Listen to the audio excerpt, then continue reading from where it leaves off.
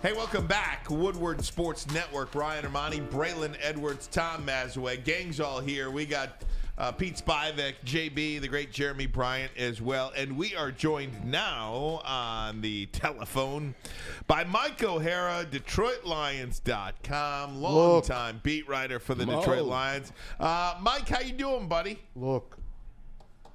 I'm doing just fine if you could get Tommy to stop making those noises. Look. Story of my life. What's up, Mo? Story of my life, Mo. Hey, Mo, good to hear your voice. I was worried about you. You didn't answer my last 2 weeks' worth of text messages. Well, I was ducking you, okay? Is that all right with you?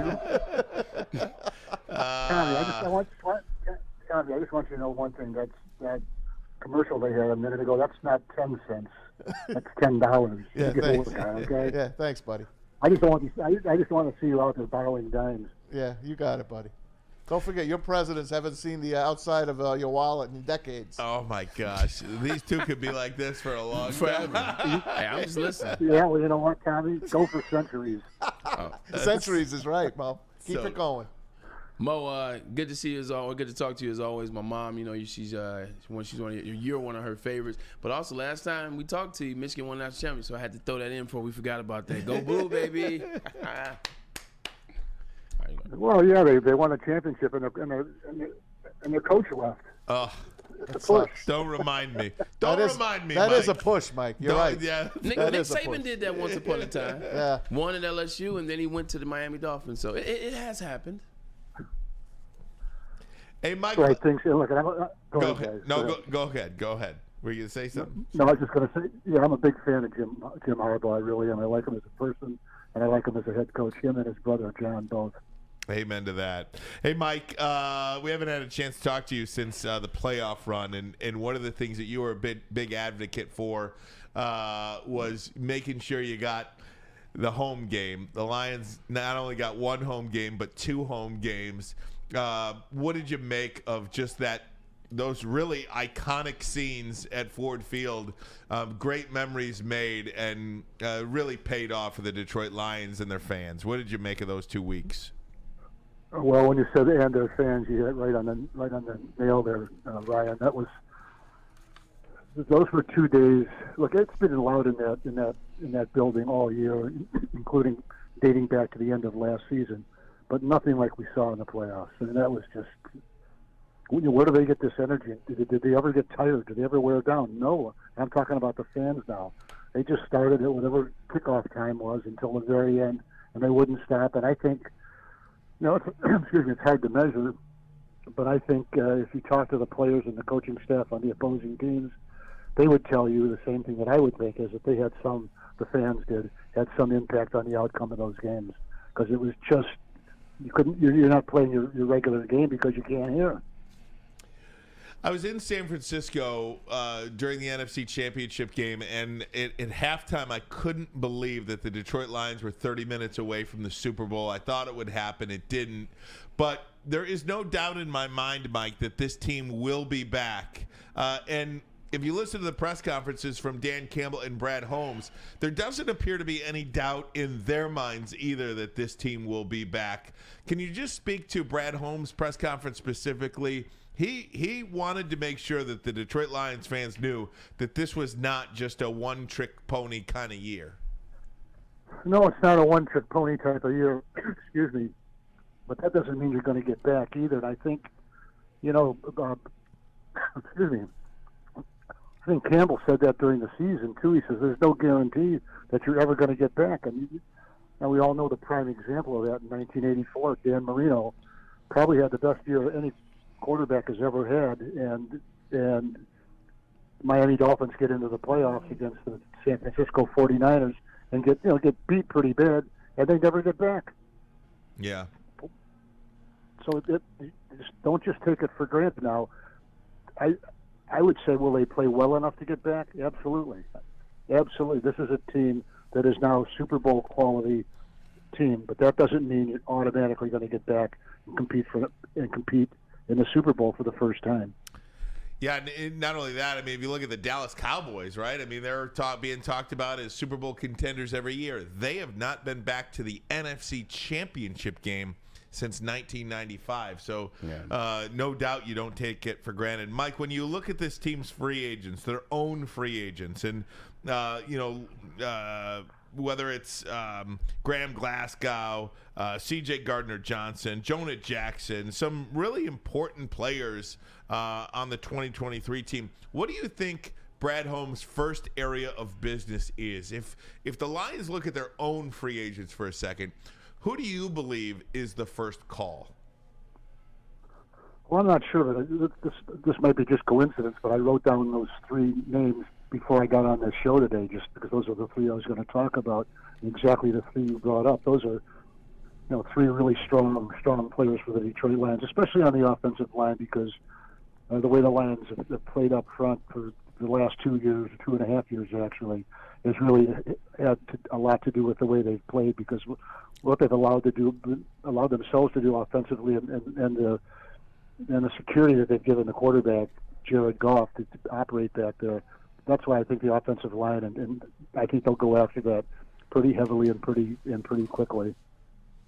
In fact, they don't have to wait till the bell rings. You can negotiate with your own players anytime you want.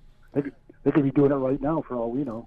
True, 100%. Hey, Mo, always good to talk to you. The Detroit Lions, you saw on the end of the year, you saw the defense kind of break down a little bit in terms of the secondary, and maybe even in the second line of defense, which would be the linebacker core. What, in your estimation, is the area that they need to attack most fiercely and most swiftly right now in off-season free agent draft? Obviously on the defensive side, but what position do you think? Cornerback. Yeah, you can't keep giving up 180 yards a week. Make that two, but a cornerback and two good quality cornerbacks, starting caliber cornerbacks.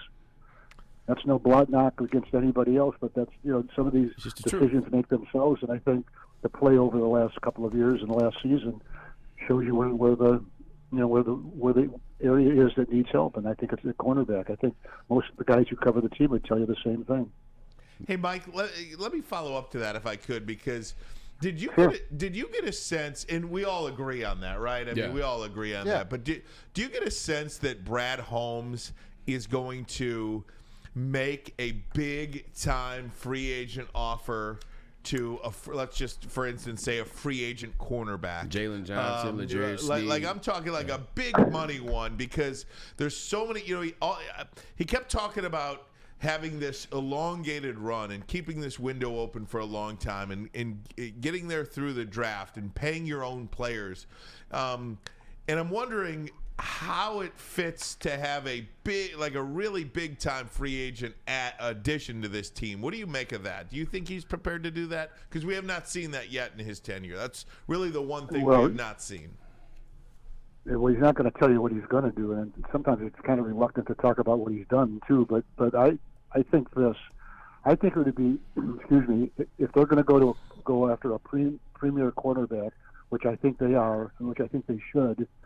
I mean, if they can, the players have some control over this too. I think it'd be somebody who's on his second contract, not a 31-year-old, who's got a year or two left, but somebody who can be, if you're going to pay that kind of money, pay it for 3, 4, or 5 years, and have a player who's in his prime now, in his athletic prime, in his prime mentally, to play the game, to play the pro game at a high level against quality opposition. Then I think you want to go for somebody who's going to be with you for, like I said, 3, 4, or 5 years, and someone that, if you can do this, who's healthy, not a player who's nursing an injury or whatever, but a good young player who's healthy. Well, that takes me to, I was just going to mention a guy that's not healthy, Emmanuel Mosley. We didn't get to see him. We saw him for one play. Do you think they bring a guy like him back? Well, it was 2 plays, Tom. 2 plays, my bad. Sorry, man. Why do I like to pick on you? I don't know. Secretariat, Seattle Slew, whatever. Pick your choice. We were talking about that the other day, and I think I don't know if somebody asked Brad that at his press or not. I just don't remember. Mm-hmm. But it came up somewhere, guys talking or whatever, and and that's intriguing because look, he finished his last 2 seasons. He played 5 games for 5 starts 2 years ago with San Francisco, He played one game with 2 snaps last year, or this year, I should say, for the Detroit Lions. So, I mean, there's nothing in there that says he's going to. To me, it says you can count on him being healthy because he's really a good quality player, good quality cornerback. Yeah, he was supposed to be number one. But he's got to be on the field to have value. Well, how about the guy that plays behind him, and C.J. Gardner-Johnson? Do you believe he will be back? He had a terrible game against the 49ers. I remember him waving to the crowd. You know, guys, Brad Holmes, Dan Campbell don't like showboat kind of guys. But this guy, I think you need a guy like that on this team, and he's still got youth on his side. Do you bring him back? Do you think he's a Lion next year? I think so. I don't know so, but I think so. I didn't see this myself, but I think it was Ken Brown told me. Somebody posted something on the internet about should C.J. Gardner come back? That's sort of a question, and the answer was hell yeah, and that was Brian Branch saying it. I saw that. Yeah, I saw that Branch too. thinks okay, and Brian Branch I think is a tremendous young player. Yes, he is. You're talking about a guy who's going to be a year after year after year after year Pro Bowler and All Pro. I really believe that, and he's so sharp. He knows the game. Obviously, some of Gardner Johnson's shenanigans don't seem to bother the players, and if that's the case, let it rip. Me too. I'm with you. Hey, Mo, looking at this Lions roster real quick, not talking about the guys that are under contract who probably will get extended, i.e. Jared Goff, i.e. Amon-Ra, St. Brown, Penei Sewell. Just talk about the guys that are unrestricted that you think Detroit needs to keep. Who's the first guy that comes to mind when you think about players that they absolutely need to keep intact for next season? Wow. I put you on the spot there, didn't I? I think it's Jonah Jackson. I think it's Graham Glasgow. Yeah. I think Jonah Jackson is a great pick too because, look, the Lions have spent an awful lot of assets on the offensive line. Why start breaking it down now? If it's that important to you, and it is, and if it's that good, which it really is, keep it that way. So yeah, I would agree with you. Hey, Mike, how do you think the Lions should approach the contract extension of Jared Goff? Look, the going rate for a quarterback at his level is about $50 million. They have him on the hook for another year. When do you think they approach that? Do you think they sign him this season to an extension? Do they play out this year and franchise him? How should they go about it? How do you think they will go about any extension for Jared Goff? Well, given his past and the way he was really shoved out of the Los Angeles Rams, if I'm the Detroit Lions, and I'm pretty sure they would agree with this. Whatever negotiations I do with Jared Goff now, even if they don't extend him this year, in other words, if they push it back, I think it would be important to them to make it clear to him that these are financial moves. We want you back, and we're going to give you, the going rate for a quarterback of your experience and a quarterback of your ability and a quarterback of your importance. He's a very important player for the Detroit Lions. So I would want to make sure that he knows in his mind, look, we're not going to short you here. We're going to do it, but we've got some other things that we might have to do before we get to you. And he's got to take them by their word. Now, is that a stretch? Do you expect that to happen? I don't know, but that's what I would try. Your buddy Tom Mazaway has been advocating for a kicker for 3 years now under Brad Holmes. Do you think they make kicker a priority this offseason? Well, they always bring in a couple every year. I don't see that changing. Badgley, I thought had a nice year, not a great year, but I still see some potential there for him.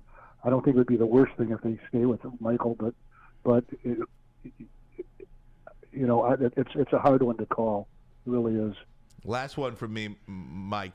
Have you been around the building? Have you seen the new uniforms yet? Can you confirm that we're getting new uniforms here in Detroit? No, none of that. I haven't seen any of that. But I haven't been around to see. I've not been in the locker room since the Monday after the season ended, and so what they've done, I don't know. Well, I can tell you a quick story if you don't mind. Yeah, no, please. This is going back to 1994. I was in the Lions locker room, and I said to one of the trainers, "Hey, what are those things?" He says, "Oh, those are our new uniforms. Those are the throwbacks." Well, they were just happened to be there in the Lions office. It wasn't supposed to be a story to anybody. Well, I wrote about it. That's the lead story in the USA Today. That was So, awesome. Just by being in the wrong place at the right time. I Those got are a the big story Thanksgiving out of Day it. ones, right, Mo? Is that what you're talking about? Well, it's also the ones that they wore on against the Dallas Cowboys in 1994. Those were nice, man. Those are just plain Jane, blue and silver, the plain silver helmet. They look great in that. I hope they don't do too much difference moving forward here. Well, I'm sure in this day and age, they'll do whatever they can to market. Of course. That's just the way it is. Hey, I want to go back to the Niners game before we let you go. I just want your opinion on the Dan Campbell gambles. Kick it. Yeah, you still say kick it, huh? You're all right. No, I don't. I'm just okay. I just want to hear your opinion on those. The first one, obviously, at the end of the half, 7 seconds left, kick it. Absolutely. And that's what he did. The other two didn't bother me. The one that bothered me, though, was the running play on third down. Correct. The play fails. The blocker up front completely whiffed. Didn't carry out his assignment. That was J-Mo. And at that moment, and they had absolutely no chance to win after that. That was the bad call. That was, and he admitted that was his mistake. And but in reality, if it went in, it's good, right? But it didn't happen. And then the next play, Jamison Williams came down with the touchdown. When are they really going to unwrap Jamison Williams? What have you seen from him this year that, for some reason, this is a number one pick of this team, and usually a number one pick on a team that really doesn't have a lot on the wide receivers depth chart, that he would have flourished more. What do you think held him back this year? Well, number one, he was barely available last year as a rookie. He had 9 targets and 1 catch, so that might tells you a little bit about how prepared he was to play after coming back from the injury. And he had some issues this year, but I think just being around him, he's a guy who likes to play ball. He really does. He's a football player. He's tough. He likes the game, and I think you'll see him get integrated more and more and more as you go along. I don't see anything wrong with their passing game the way it is right now, especially with the production they get out of their tight end. Sure. It's like having a wide receiver, really. He's That's amazing. what they're getting. So, but yeah, I like Jamison Williams a lot. I think he's just kind of a fun kid to be around. Not that I know him, personally. We don't go out or anything like that. But really, he's a guy that the players like. He meshes with the guys, and I think they've probably gotten more than they expected out of him. Hey, going forward, in all your years, Mo, have you ever seen a rookie class do so much for a team that this one did? No, well, the top 4, the ESPN has that redraft they do every year. Yep. And they redrafted all 4 of those guys were inside the first round. Yep, absolutely. All 4 of them. Absolutely. Unbelievable. Looking forward. I can't wait until September. I can't wait. Good for you. Who's your Super Bowl? Who do you like in the Super Bowl, Mike? 26-23. Chiefs. Yeah, the Chiefs. Look at that. I just think they're a better team. They are. I think so too. I agree. I think so too. Mike, good stuff. Hope to talk to you again soon. Okay, guys. Thanks for having me. Always fun to be on. Thanks, buddy. Appreciate it.